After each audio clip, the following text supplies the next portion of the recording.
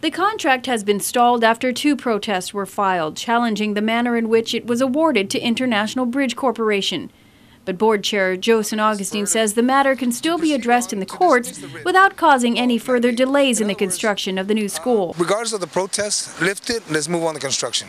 Now, if they later determine that there are some illegal procedures going on, then the AG needs to just do her role.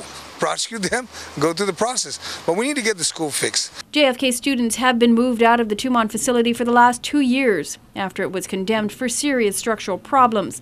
They have since had to endure a year of double session at GW High, and now they're placed at the temporary site in Tizen. And while they're happy to have a place to hold classes, St. Augustine says their education is being affected. It impacts their education process, and the reason why is because over at Tizen they've got some problems, and unfortunately, they're now surfacing it.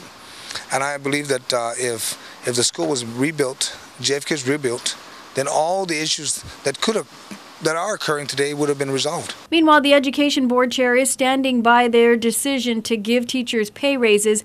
The Speaker of the Legislature questioned the timing of the 3.5% increase, saying it could be better spent on DOE's utilities or even textbooks. But St. Augustine asserts they were following the law, and the funding allowed them to pay the employees what was long overdue. And with her letter, it actually allowed money to sit in personnel.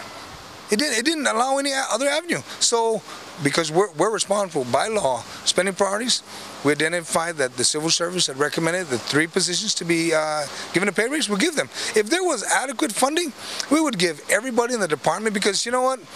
The government of Guam has been behind the power curve on the Hayes study. Don't blame it on the board that we're moving forward on the law.